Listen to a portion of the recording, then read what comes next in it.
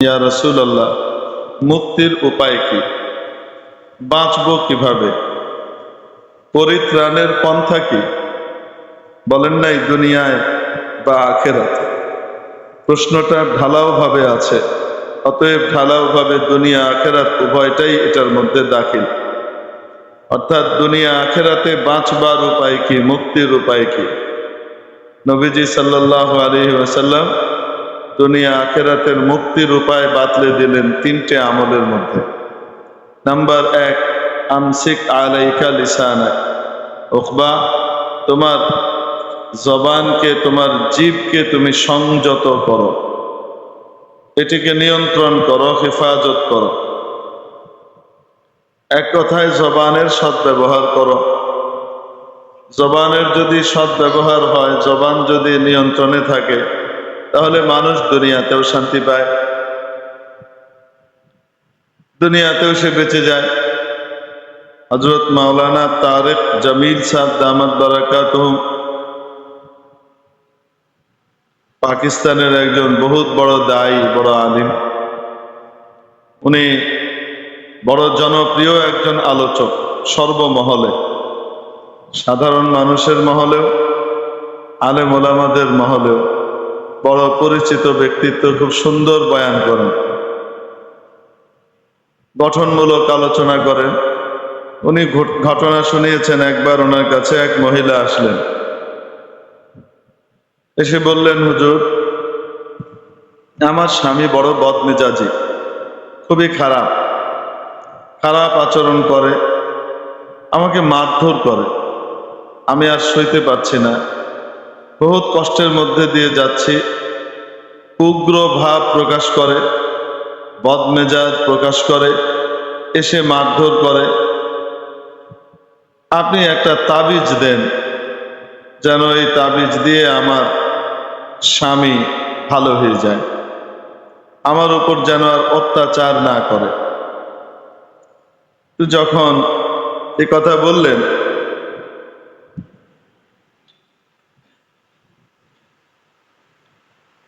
হযরত মাওলানা বলেন যে আমি তাকে একটা কাগজ কিছু লিখে ওটার ভিতরে আমি মুড়ে দিয়ে দিলাম ভালো করে, আর ওই মহিলাকে বলে দিলাম যে কাগজের এই তাবিজের ব্যবহারের পদ্ধতি হলো, কোনো তাবিজ হাতে বাঁধে, কোনো তাবিজ কোমরে বাঁধে, কোনো তাবিজ গলায় বাঁধে, দেখবেন এক একজন এক এক রকমের বাঁধে।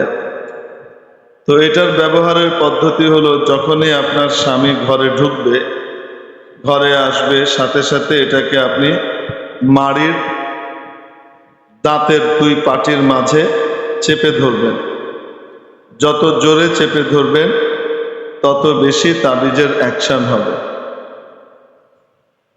তো যাই হোক, বেশ কিছুদিন পরে মহিলা এসে খবর দিলেন যে হযরত, আপনার তাবিজ বড় কাজ করেছে, খুবই ভালো উপকার পেয়েছি, আলহামদুলিল্লাহ, আল্লাহর শুকর, আমার স্বামী এখন ভালো হয়ে গেছে, এখন সে আমাকে মারধর করে না, আমার সাথে সে ভালো ব্যবহার করে। তো হযরত মাওলানা তারেক জামিল সাহেব বলেন, আসলে আমি ওখানে তাকে কোনো তাবিজ টুবিজ কিছুই লিখে দিইনি, আমি শুধুমাত্র একটা কাজ করেছি, সেটা হলো তার জবানকে বন্ধ করবার ব্যবস্থা করেছি।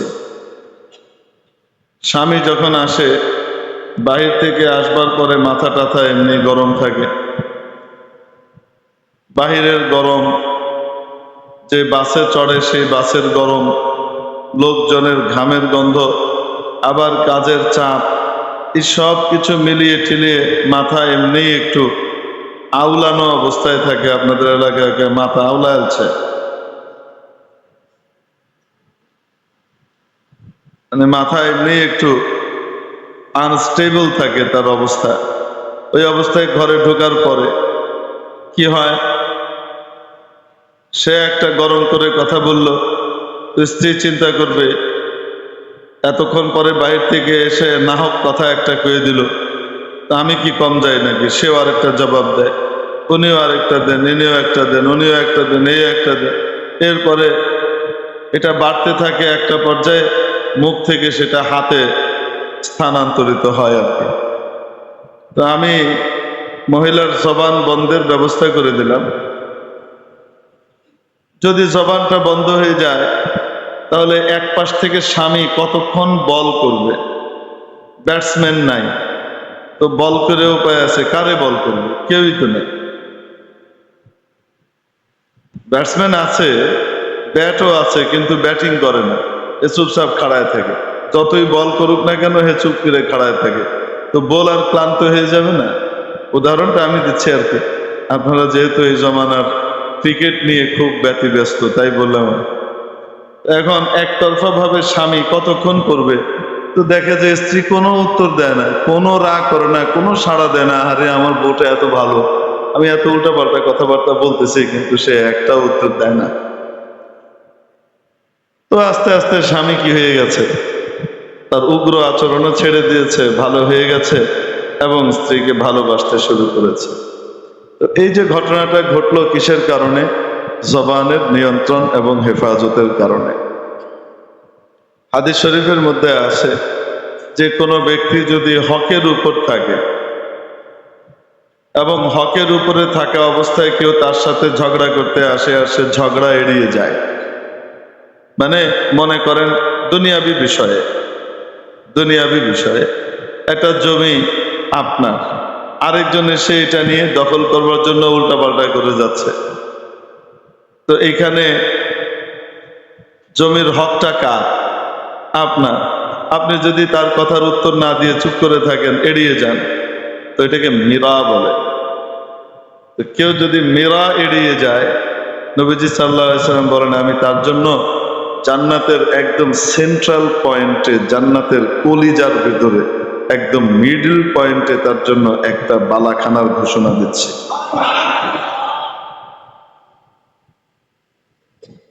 কি কারণে? সে ঝগড়া এড়িয়ে গেছে। কোরআনে কারিমেও যারা ঝগড়া করতে আসে, ঝগড়াঝাটি করতে থাকে, এদের আচরণকে মূর্খদের আচরণের সাথে তুলনা করা হয়েছে। কোনো জ্ঞানী ব্যক্তিও, ডিগ্রিধারী ব্যক্তিও আচরণগতভাবে মূর্খ হতে পারে। কাগজ এবং ডিগ্রির দিক থেকে সে বড় শিক্ষিত, কিন্তু আচরণগতভাবে মূর্খ। আবার অনেক গ্রামের বকলম মানুষ স্কুল কলেজের ডিগ্রির দিক থেকে বা প্রাতিষ্ঠানিক শিক্ষার সার্টিফিকেটের দিক থেকে সে বেচারা অশিক্ষিত, তার হয়তো তেমন কোনো শিক্ষা দীক্ষা নাই, কিন্তু আচরণগতভাবে সে অনেক বড় শিক্ষিত। তার আচার আচরণ অত্যন্ত ভাব গাম্ভীর্যপূর্ণ, বুদ্ধিমত্তায় ভরপুর এবং গোটা মানুষের জন্য কল্যাণকর। এরকমও মানুষ আছে না নাই? তো কোনো ব্যক্তি যখন ঝগড়াঝাটি করে, খামাখা যেচে পড়ে এসে এটা ওটা করতে থাকে, তো এই ধরনের কাজকে, হকের উপরেই আছে সে, তারপরেও হক কথাটাও সুন্দরভাবে প্রকাশ করার কি আছে, রীতি আছে। তার পরিবর্তে সে এসে ঝগড়া করে বেড়াচ্ছে,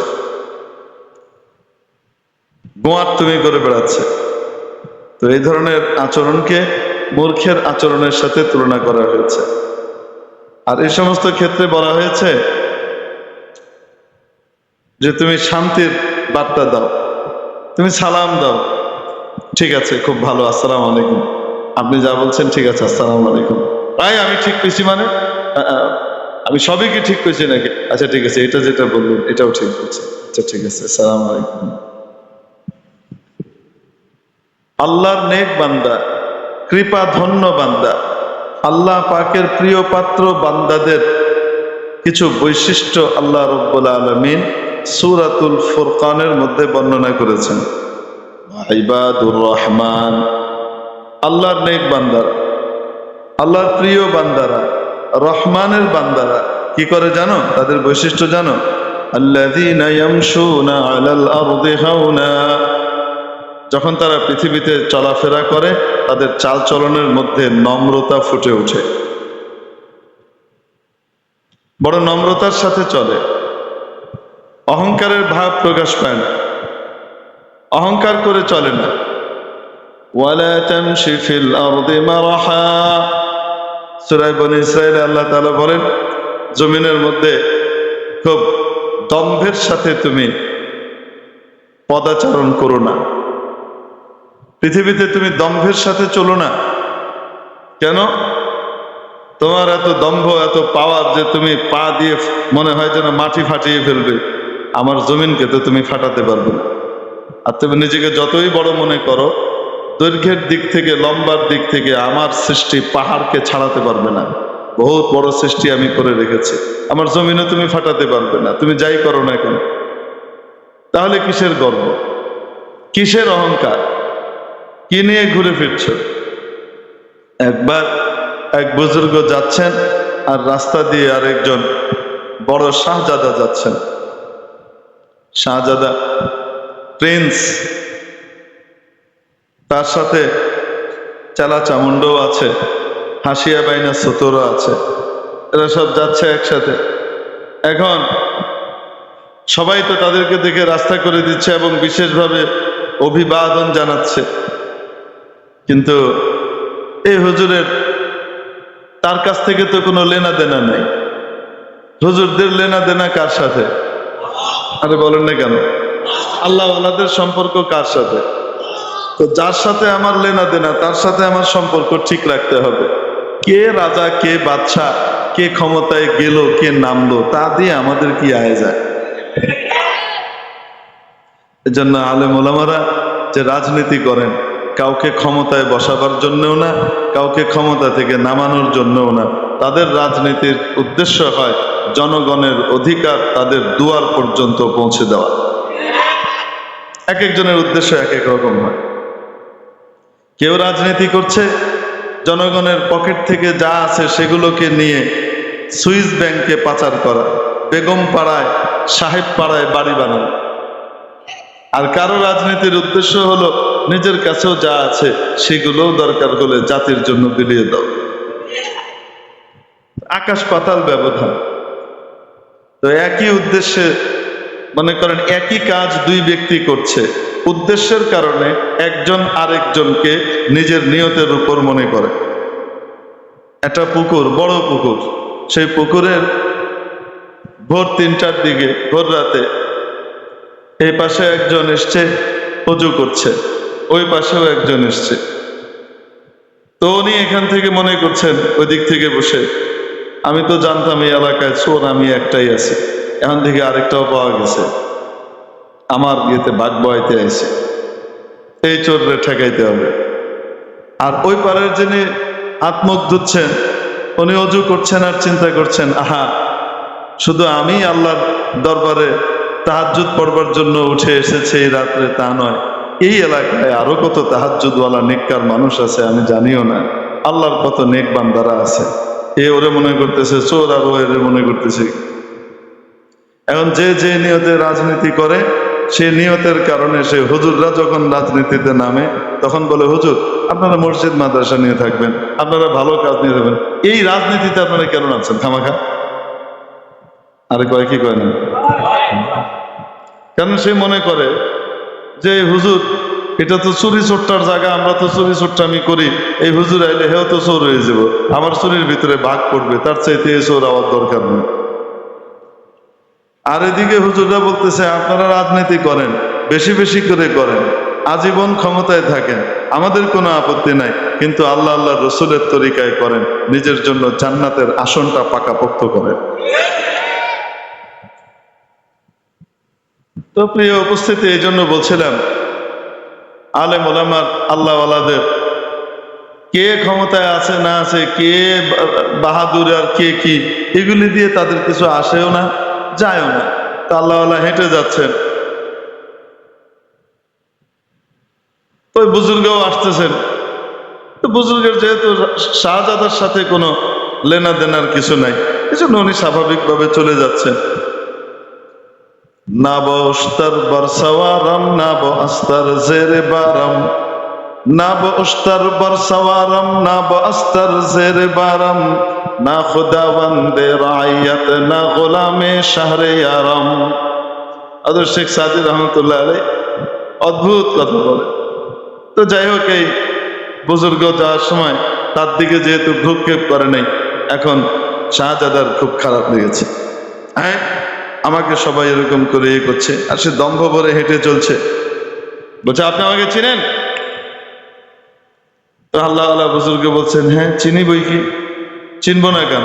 হাব ভাব থেকে বুঝতে পারছেন কিছু একটা হবে আর কি, বড় ধরনেরই কিছু একটা হবে, বুঝতেই পারছেন। তো জিজ্ঞেস করলেন, চিনবো না কেন, বলেন কে, আমি কে? চলে যাচ্ছেন, দেখেনি নেই এমন ভাব ধরে।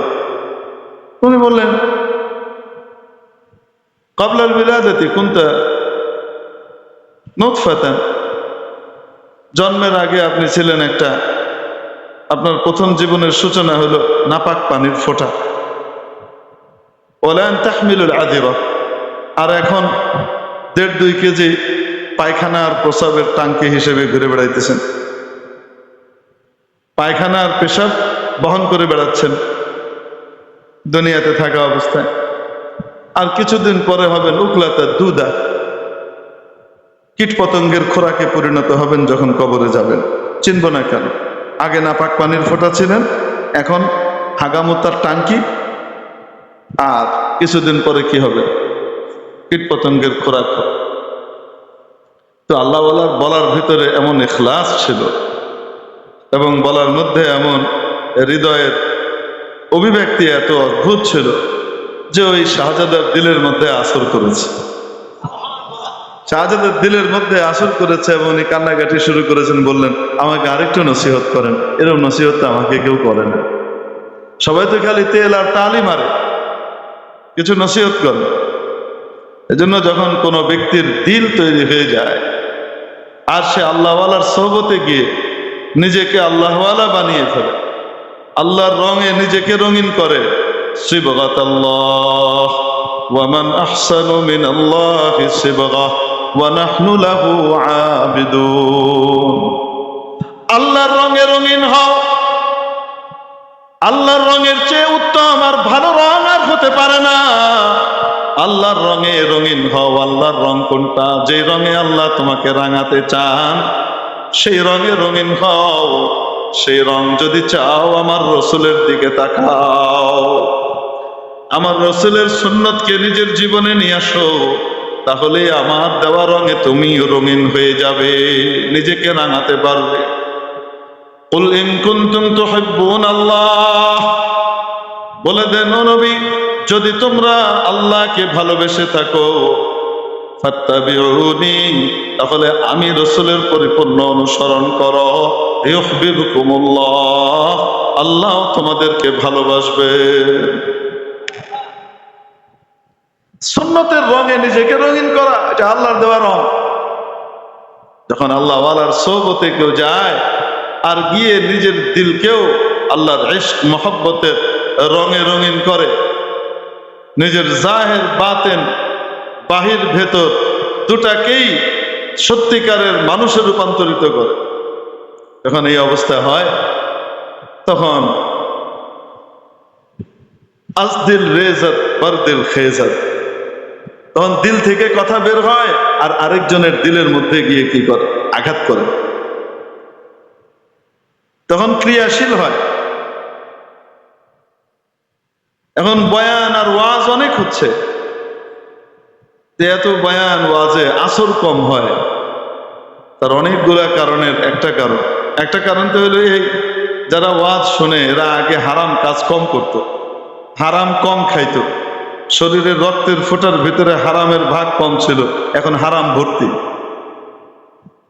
এজন্য ক্রিয়া হয় না। যত ভালো বয়ানই হোক না কেন আসর হয় না, এটা একটা কারণ। আরেকটা কারণ হলো যিনি বলছেন তার ভিতরে ওয়াজের পরিবর্তে আওয়াজের মান বেশি, নিজের মধ্যেই আমল নাই, তো আরেকজনের মধ্যে আমল আসবে কোত্থেকে?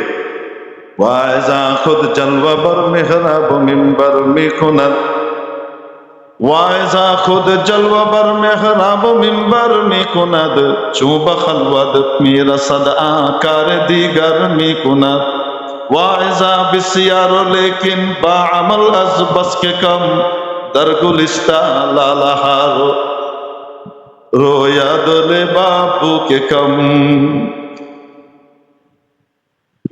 বাগানে ফুল তো অনেক ফুটে, কিন্তু মন মাতানো সৌরভযুক্ত ফুল এর সংখ্যা বড় কমই হয়ে থাকে। তো শুধু আলোচক আনলে হবে না, বক্তা আনলে হবে না, বক্তার আমল আছে কিনা, দিন আছে কিনা, আমল আছে কিনা, তাকওয়া তাহারাত আছে কিনা, ইত্যাদিও দেখা দরকার। আফসোসের বিষয় হলো এখন বয়ানের জন্য দাওয়াত দেওয়া হয় কাদেরকে? যার আওয়াজ শোষা খুব চলবে, এজন্য আওয়াজ মাহফিল হয়, ওয়াজ মাহফিল কম হয়, আসরও কম হয়। তো এই যে আল্লাহওয়ালা এই কথাটা বলেছেন, তির্যক ভঙ্গিতেই বলেছেন, কিন্তু কথা কিন্তু খুব নরম ভাবে বলেন নাই, একদম কঠিন চাবুকের মতো আঘাত করেই কিন্তু বলেছেন। চিনব না কেন? জন্মের আগে ছিল নাপাক পানির ফোঁটা, এখন হাগামতার কিছু মলমূত্রের ট্যাঙ্কি হিসেবে বহন করে বেড়াচ্ছ, আর মৃত্যুর পরে তুমি হবা কবরের কীট পতঙ্গের খোরাক। এর বাইরে আর কি? চিনব না কেন? কিন্তু এতটুকু কথার কারণে তার দিলের মধ্যে আসর করেছে।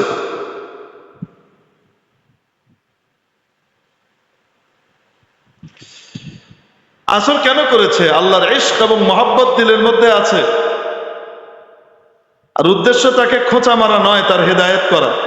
কথা তির্যক হলেও, খোঁচা মারা মার্কা হলেও উদ্দেশ্য হলো যে তাকে অ্যান্টিবায়োটিক দেওয়া দরকার। সাধারণ ভিটামিনে কাজ হবে না। ক্যান্সার হয়ে গেছে, কেমোথেরাপি দেওয়া দরকার। মনের ভিতরে ইখলাস, তার জন্য নুসহ এবং নসিহা, তার জন্য খায়ের খাহি, কল্যাণ কামনা, টইটুম্বুর করে মন ভর্তি তার জন্য কল্যাণ কামনা, হিত কামনা। আর সাথে সাথে বাস্তবতা হলো এই, তাকে নরম ভাবে বললে কাজ হবে না, তাকে খুব কড়া করেই বলতে হবে, কেমোথেরাপি দিতে হবে। ক্যান্সার হয়েছে, অহংকারের ক্যান্সার দূর করতে হবে, এই জন্য খুব কড়া করে বলেছে। বলার কারণে আসর হয়েছে।